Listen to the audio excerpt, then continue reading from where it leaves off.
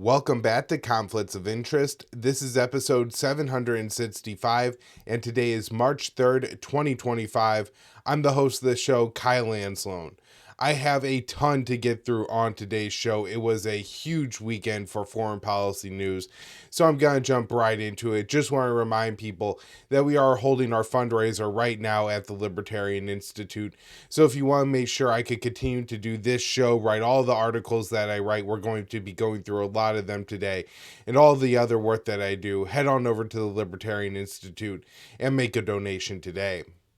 All right, first up here, this one from Dave DeCamp, May 2nd, antiwar.com. Trump eases restrictions on airstrikes and special operation raids.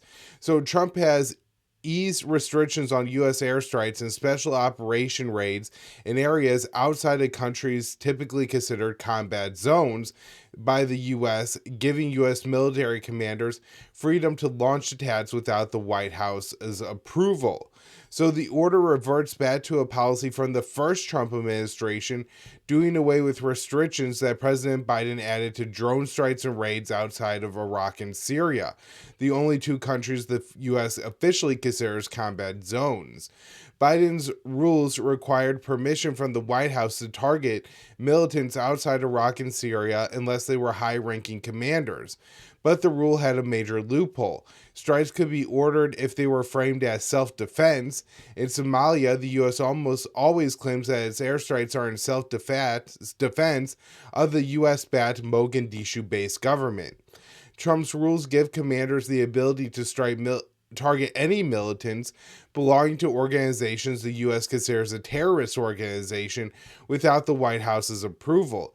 The easing of restrictions was confirmed by Secretary of Defense Pete Hegseth, who shared a CBS News report about the step on X and wrote, "Correct." The news comes amid an uptick in U.S. strikes in Somalia and Syria. U.S. officials told CBS that al-Shabaab in Somalia, which the U.S. targeted 3 times in recent weeks, and the Houthis in Yemen were described as potential targets for the Trump administration. So far, there have been no known U.S. airstrikes on the Houthis under the new Trump administration. From January 2024 to January 2025, Biden ordered a bombing campaign against the Houthis in defense of Israeli shipping. The attacks failed to deter the Houthis and only escalated the Red Sea fighting. The Houthis, officially known as Ansar Allah, has stopped attacks on Israel and on shipping in response to the Gaza ceasefire deal. But those attacks could restart as Israel appears poised, which we'll get to later in the show, to restart its genocidal war.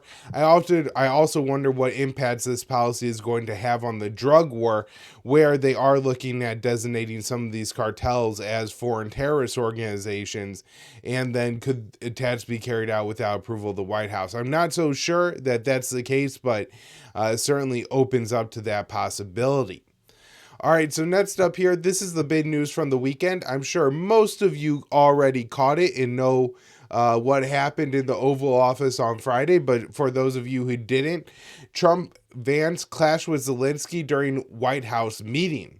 So a press conference, I wrote this one for antiwar.com on the 28th. So a press conference in the Oval Office with President Donald Trump, Vice President J.D. Vance, and Ukrainian President Zelensky turned contentious after Vance slammed Zelensky for campaigning with former President Vice President Kamala Harris. The chaotic meeting appears to have squashed Zelensky's opportunity to sign a mineral deal with the U.S. During the presser, Zelensky posed a question to Vance. What kind of diplomacy, JD, can you have with the Russian president? Vance fired back. I'm talking about the kind of diplomacy that will bring an end to the destruction of your country. After Zelensky attempted to interject, the vice president stopped him and said it was disrespectful for you to come to the Oval Office and litigate this in front of the American media. Right now, you are forcing conscripts to the front lines because you have manpower problems. You should be thanking the president for trying to bring an end to this conflict. In response, Zelensky irritated Trump when he argued that Russia would one day threaten the United States. Trump then cut off Zelensky, saying, "Don't tell us what we're going to feel. We're trying to solve a problem. Don't tell us what we're going to feel because you're in no position to dictate that. And this is as Trump and Zelensky are now trying to talk over each other. Trump said, "You are gambling with the lives of 1 million people. You are gambling with World War III. What you are doing is very respectful to the country, this country." Vance then attacked Zelensky over campaigning with Vice President Kamala Harris shortly before the November election. After a brief exchange, Trump interrupted Zelensky, stating, "You've done a lot of talking. Your country is in big trouble. You're not winning. It's going to be very hard to do business like this." At the start of the press conference, Trump said he expected Zelensky to sign a mineral deal on Friday. As the press conference continued, Trump questioned whether Zelensky wanted an agreement and implied future U.S. aid to Ukraine dependent on Kiev signing the deal. He told Zelensky, "You're either going to make a deal or we're out. And if we're out, you'll fight it out. I don't think it's going to be pretty, but you'll fight it out." The deal would have established a fund where Ukraine would put 50% of the proceeds from rare earth minerals and other natural resources that would be used for investment projects in Ukraine. The deal would not have given explicit security guarantees to Kiev. Throughout the press conference, Trump said he wanted a deal to end the war and would make a deal with Putin. Zelensky said he would be unwilling to make compromises with Russia. Trump disagreed, saying both sides would have to make concessions. Following the presser, Trump posted on Truth Social that the deal was off, and this is what his post said. "We had a very meaningful meeting in the White House today. Much was learned that could never be understood without the conversation under such fire and pressure. It's amazing what comes out through emotion, and I have determined that President Zelensky is not ready for peace if America is involved, because he feels our involvement gives him a big advantage in negotiations. I don't want advantage, I want peace. He disrespected the United States of America in its cherished Oval Office. He can come back when he's ready for peace." And so I think Trump is making a very important observation there in that post when he says that he feels our involvement gives him a big advantage in negotiations. And I think what he's saying is that with the level of support that America was giving Ukraine under the Biden administration, Zelensky felt that he didn't have to make concessions, that he was going to be able to force his demands on Putin at the barrel of a gun at the diplomacy table. And Trump is saying that that's not the path that he wants to go down. He wants to work out a deal here where both sides come to an agreement. Now, obviously, Zelensky might not want that, given what he thought he was getting from Biden, just endless support in exchange for continuing to fight this war. But what Trump is offering is a far more practical way to end this war than what Zelensky is saying. Now, this next one from antiwar.com, Trump considers ending all aid to Ukraine. I wrote this one on the 1st. So the White House is considering ending all aid transfers, including weapons, to Ukraine after an Oval Office press conference that turned into an argument between President Trump, Vance, and President Zelensky. So according to the Washington Post, the Trump administration is considering ending all outgoing aid shipments of military aid to Ukraine in response to President Zelensky's remarks in the Oval Office on Friday and his perceived intransigence on the peace process. If the aid is terminated, Ukraine would not receive billions of dollars in weapons from the United States, including missiles and ammunition that was approved through the Presidential Drawdown Authority. The New York Times reported that weapons deliveries to Ukraine have slowed to a trickle even before Friday's heated exchange. However, Trump is now considering cutting off other forms of support to Kiev. So the outlet explained the president might decide to end even the indirect support being provided by the U.S., which included other types of military financing, intelligence sharing, training for Ukrainian troops and pilots, and hosting a call center that manages international aid at a U.S. military base in Germany. So following the White House clash between Trump, Vance, and Zelensky, NBC News reported that the administration was also cutting non-military aid to Ukraine. Secretary of State Marco Rubio ended the Ukraine energy security project, which provided Kiev with hundreds of millions of dollars to attempt to repair the country's energy grid.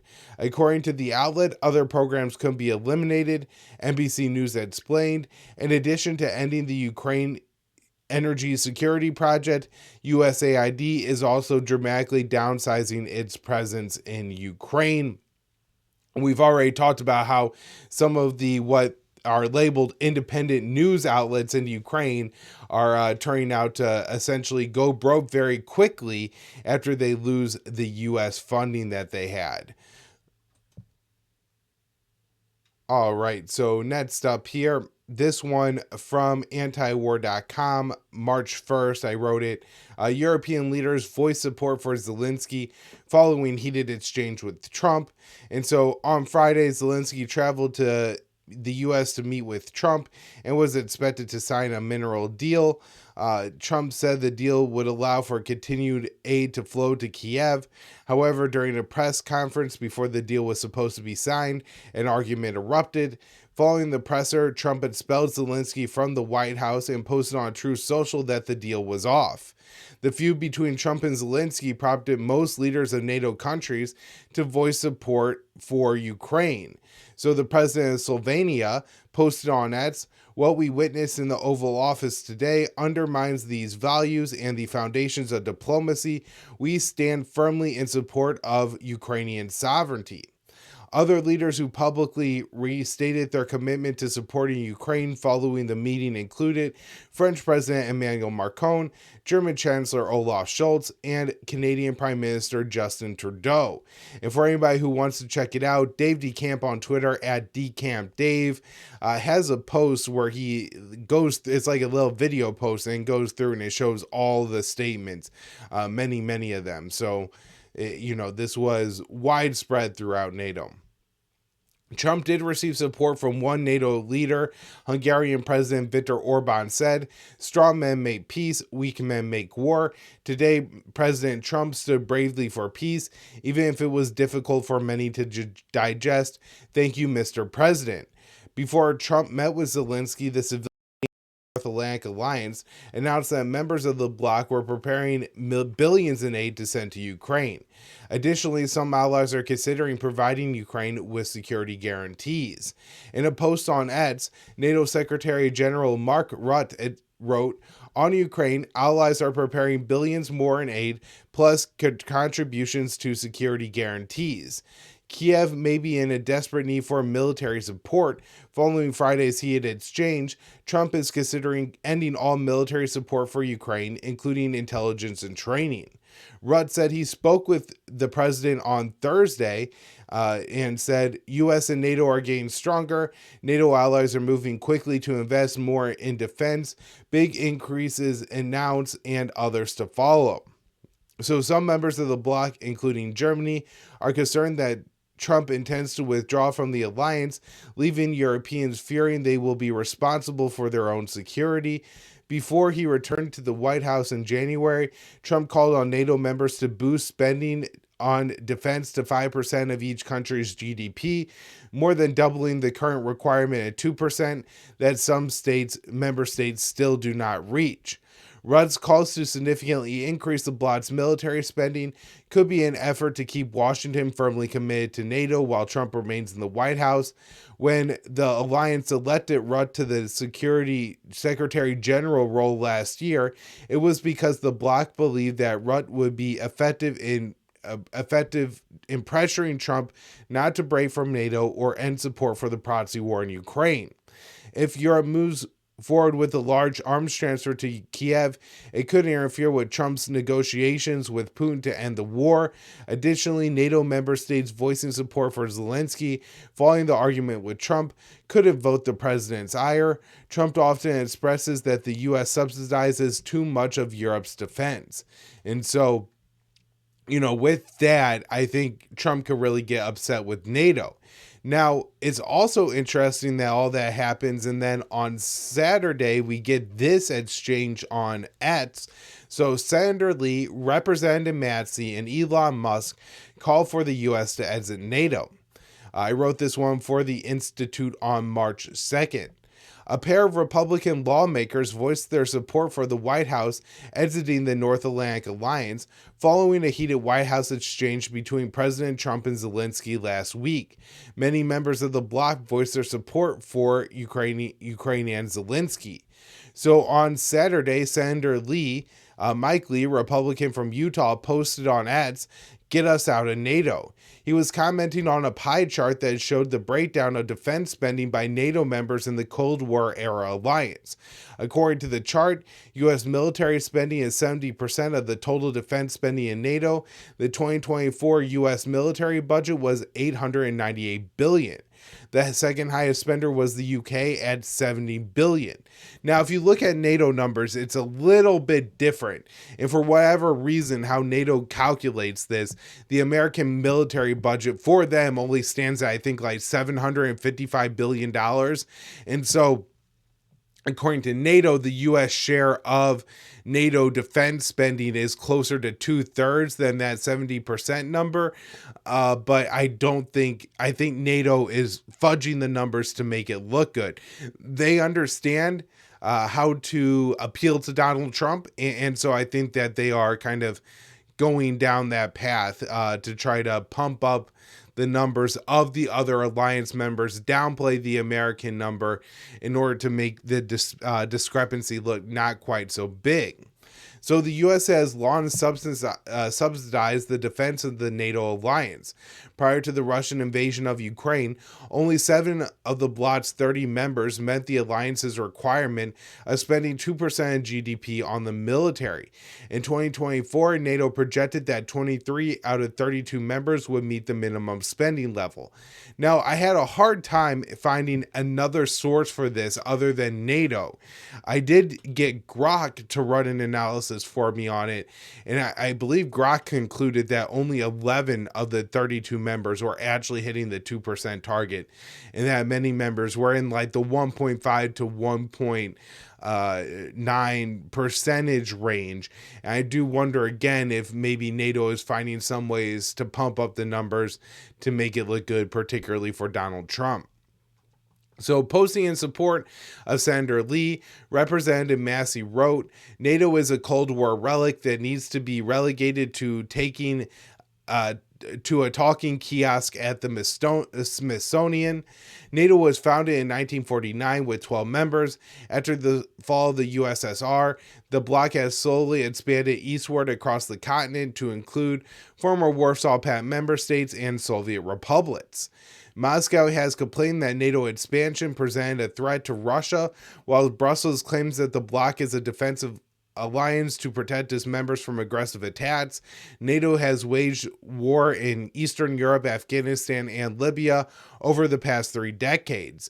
On Sunday, Trump advisor Elon Musk wrote on X, the platform he owns, "I always wondered why NATO continued to exist even though its nemesis and the reason to exist, the Warsaw Pact, has dissolved." The day before, he responded, "I agree," to a post that said, "It's time to leave NATO and the United Nations." And so NATO is a treaty alliance, like a real treaty alliance. And I do think that if we wanted to leave it, we would have to go through the constitutional process. I think it's extremely unlikely that we get enough senators to support leaving NATO. That being said, this is momentum in the right direction. The U.S. does need to leave NATO. Europe does need to develop its own security arrangement. And maybe we're going to start seeing some of that. Next up here, UK, France to work with Ukraine on alternative to Trump peace plan.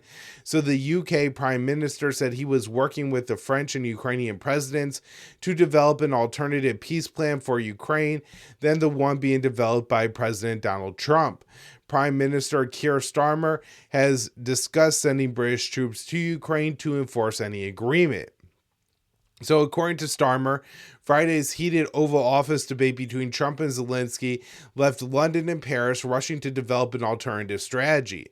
He said, "The UK and France are the most advanced in the thinking on this, and that's why President Macron and I are going to be working on this plan, which we will then discuss with the US. That is a step in the right direction. This is not an exclusion. The more the better in this. We need to move quicker, more agile way of going forward, and I think that this is a coalition of willing states." The phrase coalition of the willing was often repeated by the George W. Bush administration to celebrate countries willing to fight alongside the U.S. in the disastrous Iraq War. This is a phrase that Starmer repeated in a press conference on Sunday, so I don't think it's just a little blip or something like that. I do think he's intentionally using this phrase, and they do intend to send troops to Ukraine. So recently, Starmer suggested that London could send British troops to Ukraine to enforce any peace agreement.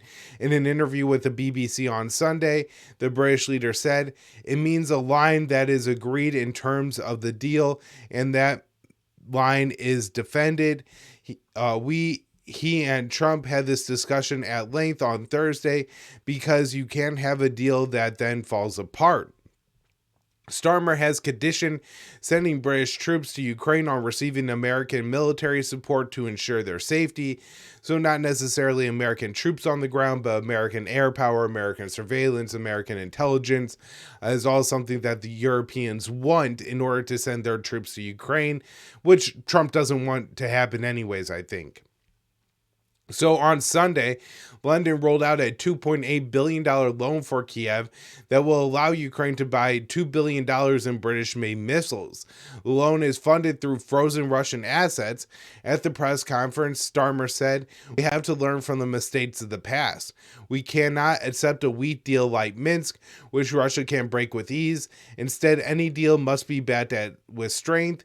Every nation must contribute to that in the best way it can."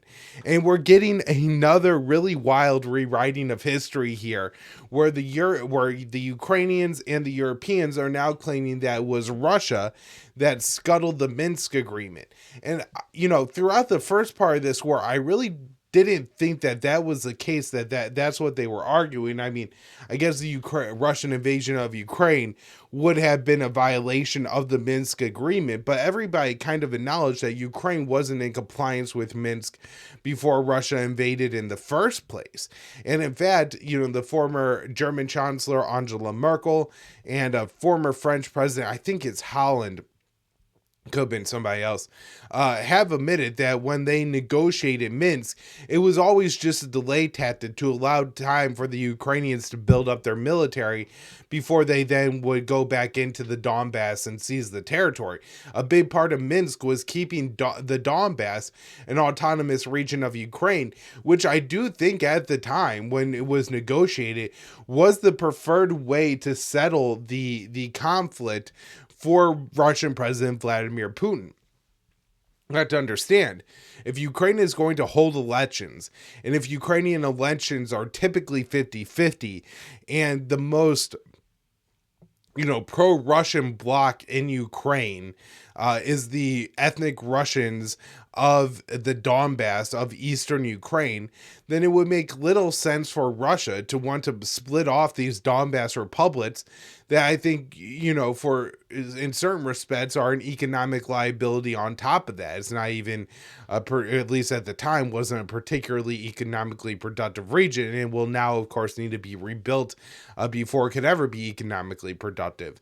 And so the idea that Putin would have wanted to annex the Donbass is just simply untrue. He wanted to keep the Donbass as a part of Ukraine, and now an autonomous area of Ukraine, I think, to protect the ethnic Russians there from a increasingly nationalist Kiev. But his goal was, to keep them a part of Ukraine so they continue to vote for leaders of Ukraine that are less Ukrainian nationalists and more willing to have Ukraine be a buffer state between the East and the West rather than a, frontline state for NATO. So, French President Emmanuel Macron also made some comments on Sunday. He said that Europeans need to invest hundreds of billions in common European defense. We will give a mandate to the European Commission to define our capacity for our common defense. This is a massive funding, probably reaches hundreds of billions of euros. As there are doubts over the support of the Americans towards Europe over time, we need to mobilize hundreds of billions of euros. It is Europe's strategic wake-up moment. And I'm not so sure how serious we should take this. It's possible that the Europeans are really thinking of kind of trying to do their security separately from the United States. But as we talked about, 2/3 of NATO defense spending comes from the United States of America. And so this would be a massive financial undertaking from Europe, and I think is fairly unlikely to happen. All right. One more story on the Ukraine war here. I wrote this one for the Institute on the 2nd. To encourage talks with Moscow, DoD will halt cyber attacks on Russia. So Secretary of Defense Pete Hegseth ordered his agency to halt offensive cyber operations against Russia as the White House is attempting to engage the Kremlin in talks to end the war in Ukraine. According to the New York Times, Defense Secretary Pete Hegseth has ordered U.S. Cyber Command to halt its offensive operations against Russia, according to current official and to former officials briefed on the secret instructions. The move is apparently part of a broader effort to draw President Putin of Russia into talks on Ukraine and a new relationship with the United States. After the invasion of Ukraine, the Biden administration announced a multi-pronged warfare policy to degrade Russia, including arming Ukraine, sanctions on Russia, cyber attacks, and seizing Russian assets. Since returning to office, President Trump has prioritized improving ties with Russia and ending the war in Ukraine. U.S. and Russian officials have agreed to normalize diplomatic ties and work towards ending the conflict in Ukraine. The scope of Hegseth's order is unclear, but will not apply to the National Security Agency or intelligence collection. Hegseth issued the order before President Zelensky's heated exchange with Donald Trump in the Oval Office on Friday. Following that meeting, Trump is considering cutting all military aid to Ukraine. The Times notes that Trump's decision to halt offensive cyber operations is a policy shift. During his first administration, he expanded the American cyber warfare abilities. So it's interesting when Trump is, toning himself down and undoing some policies from his first administration, and is presented as him taking, unique pro-Russian stances when that's just not the case. All right, so a couple of quick stories on Taiwan here. U.S. releases $870 million in military aid for Taiwan, angering China. This one from Dave DeCamp on March 2nd. The U.S. quietly released $870 million in funding for military aid to Taiwan after it was briefly paused during the Trump administration's freeze on foreign aid.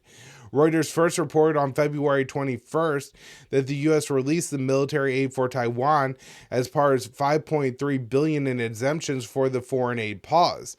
China, which strongly opposes U.S. military support for Taiwan, reacted to the news on February 26th. The Chinese Foreign Ministry spokesman Lin Jin said, "We are deeply concerned over the relevant reports. China has all along opposed U.S. military assistance to Taiwan, China's Taiwan region, which has severely violated the One China principle, and the 3 U.S.-China joint communiques undermined China's sovereignty and security interests, and sent a gravely wrong signal to Taiwan independent separatist forces." Lin added that China urges the U.S. to stop arming Taiwan and undermining peace and stability in the Taiwan Strait. The U.S. has sold weapons to Taiwan since Washington severed diplomatic relations with Taipei as part of its normalization agreement with Beijing in 1979. But it wasn't until 2023 that the U.S. began providing U.S.-funded military aid, a step that marked a significant escalation. In 2024, Biden signed off on more than $1 billion in military aid for Taiwan. The U.S. military support is done in the frame of deterrence, but has only escalated tensions in the region. During a press conference on February 27th, the Taiwanese Defense Ministry spokesman Wu Quan issued a strong warning against the U.S. involvement in Taiwan, which has been encouraged by the island's ruling Democratic Progressive Party, or the DPP. So the Chinese spokesman said, the Taiwan question is an internal affair of China, which brought no external interference. The U.S. side wants to contain China with Taiwan and conveys a risky and provocative activities of the DPP authorities for Taiwan independence. This strategy will ultimately backfire. The DPP authorities have the illusion of soliciting U.S. support for independence and resisting unification by force. It is a serious miscalculation of the situation, the public opinion, and the comparison of strength. Overreaching itself in this way is extremely dangerous. We warn the DPP authorities that holding back the tide with a broom will only end up with self-destruction. We will come get you sooner or later. President Trump recently declined whether or not the U.S. would defend Taiwan if China attacked the island, reverting back to the U.S. policy of strategic ambiguity on the issue, which was abandoned by President Biden. While Trump has a less bellicose tone towards China, the U.S. resumption of military aid to Taiwan signals the Trump administration will continue its policies towards Taipei that Beijing views as very provocative. And so we will definitely keep our eye on this situation. All right, moving over to the Middle East, Trump approves $3 billion in weapons transferred to Israel. So the White House has used emergency powers to approve a $3 billion weapons transfer to Israel. The package includes arms that the Joe Biden administration was hesitant to send to Tel Aviv. So on Friday, the Pentagon announced 3 arms packages for Israel, totaling over $3 billion. The first is the sale of 35,500 Mk-84 and BLU-117 bombs, both munitions with 2,000-pound warheads. Additionally, the U.S. will send 4,000 Predator bombs, which are 2,000-pound bunker-busting munitions. The nearly 40,000 bombs will cost over $2 billion. Tel Aviv has previously used bunker-busting bombs as chemical weapons. The IDF found that if it uses multiple warheads, a chemical reaction is created that can cause suffocating gas in the tunnels below the surface. The second arms package includes 5,000 1,000-pound bombs and 1,500 JDAM kits to turn the munitions into guided bombs. The 1,000-pound bombs and guidance kits are expected to cost $675 million. A third sale is for Caterpillar D9 bulldozers with a price tag of $300 million. The White House claims the arms sale is an emergency, bypassing congressional oversight. The Biden administration used the same tactic to rush weapons to Tel Aviv after Israel launched the onslaught in Gaza following the October 7th Hamas attack. However, the Biden administration did restrict the transfer of 2,000-pound bombs and military bulldozers to Tel Aviv. Last month, Trump released a shipment of 1,800 2,000-pound bombs that Biden paused in May. Earlier this week, the Trump White House repealed a Biden-era national security memo that required countries receiving U.S. weapons not to violate international law or block humanitarian aid. The Biden administration concluded that Israel was blocking aid transfers into Gaza. It continued to send most weapons to Tel Aviv that Tel Aviv requested. $22 billion in arms was sent to Israel, has been paid for with U.S. military aid, and that was from October of 2023 to October of 2024. So since Trump came into office, Hamas and Israel have been under a ceasefire and hostage agreement. That deal was meant to be implemented in 3 phases. However, the first phase is set to expire on Saturday with no plans on moving into phase 2. And the first phase has ended, and what Netanyahu is saying and what the Americans are saying is that if they want to extend phase 1, they could do that, but Israel isn't going to allow aid into Gaza, and it seems that they are maybe ramping up military operations but not resuming are going to the full-scale military operations that they were waging before Trump came into office and the ceasefire was agreed to. So negotiations about advancing the deal into phase 2 were scheduled to begin weeks ago, but Prime Minister Benjamin Netanyahu delayed Israeli participation in talks. Now Washington and Tel Aviv are seeking to extend the first phase of the deal for 6 weeks. Hamas said it rejected the proposal Israel put forward to extend phase 1. Over the first 6 weeks of the deal, Hamas complained that Tel Aviv was not upholding its commitment to allow aid into the Strip, a claim backed by Israeli officials speaking with the New York Times. On Saturday, Palestinian sources reported that Israel was committing significant ceasefire violations by opening heavy fire near Rafah and Khan Yunis. Saturday also marks the start of the Muslim holy month Ramadan. And so I think it's going to be a pretty awful time in Gaza very soon, with cutting off all the aid and the U.S. sending weapons and basically presenting it as Hamas breaking the ceasefire deal when it was clearly Netanyahu and Israel that did. So Rubio expedites shipments of $4 billion in military aid for Israel. So on this one from Dave DeCamp on March 2nd. On Saturday, Secretary of State Marco Rubio announced that he had expedited the shipment of $4 billion in military aid for Israel, a strong show of support for Israel as it is threatening to restart the genocidal war in Gaza. Rubio said in a statement, "I have signed a declaration to use emergency authorities to expedite the delivery of approximately $4 billion in military assistance to Israel." He claimed that President Biden had imposed a partial arms embargo on Israel, although Biden provided more military aid to Israel in a single year than any president in U.S. history. So Rubio said, "The decision to reverse the Biden administration's partial arms embargo, which wrongly withheld a number of weapons and ammunition from Israel, is another sign that Israel has no greater ally in the White House than President Trump." Rubio said that since Trump came into office on January 20th, his administration has approved $12 billion in arms deals for Israel. The Trump administration will continue to use all available tools to fulfill America's longstanding commitment to Israel's security, including means to counter security threats. The statement came a day after the State Department approved 3 separate arms deals for Israel worth nearly $3 billion, which include a huge number of 2,000-pound bombs. The biggest sale, which will likely be funded by U.S. military aid, includes 35,529 Mk-84 or BLU-117 bombs and 4,000 I-2000 Predator warheads. Israel has used heavy bombs and airstrikes on residential buildings that have killed hundreds of civilians.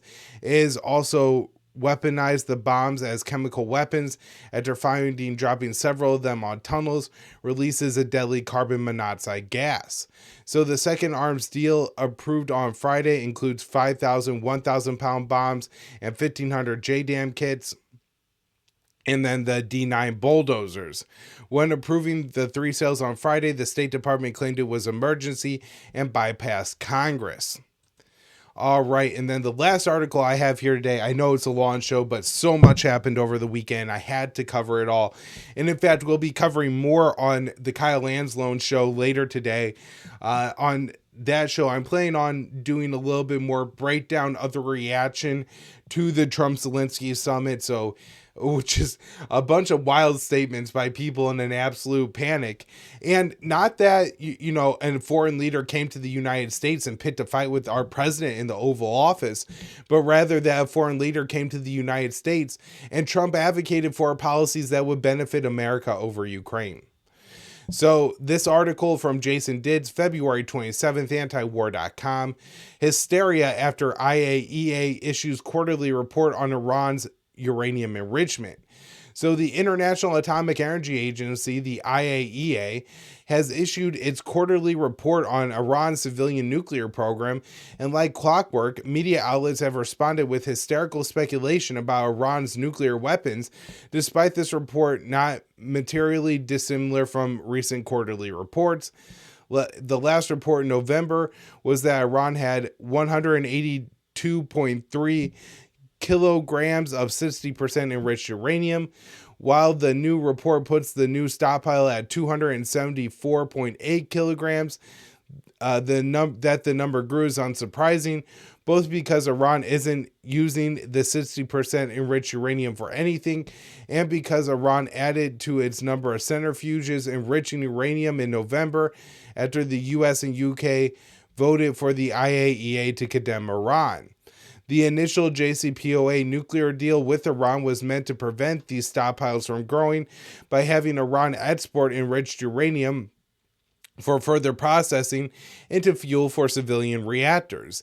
The U.S. withdrew from the JCPOA during the first Trump administration, and the reprocessing hasn't been happening since then, in part because the U.S. put sanctions on Iran exporting enriched uranium, and so if they were giving it or selling it or doing whatever with it, it would be under U.S. sanctions.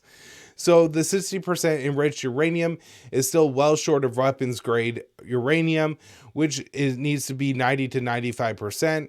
Though the media outlets are emphasizing that further enrichment is a technical matter, it should be noted that not only has Iran never attempted to enrich higher than 60%, but promised back in November that it will keep enrichment entirely at 60% or below. Iran has been enriching at the 60% level since April of 2021 and has consistently been a part of hawkish narratives to call for attacking Iran for its enrichment capabilities since then.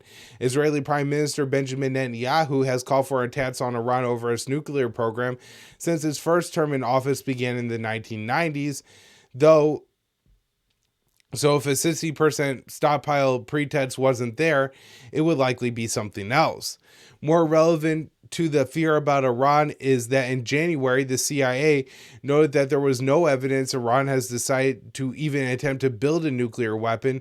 Moreover, just a few weeks ago, President Trump dismissed the idea of attacking Iran, saying he doesn't believe that Iran wants a nuclear weapon.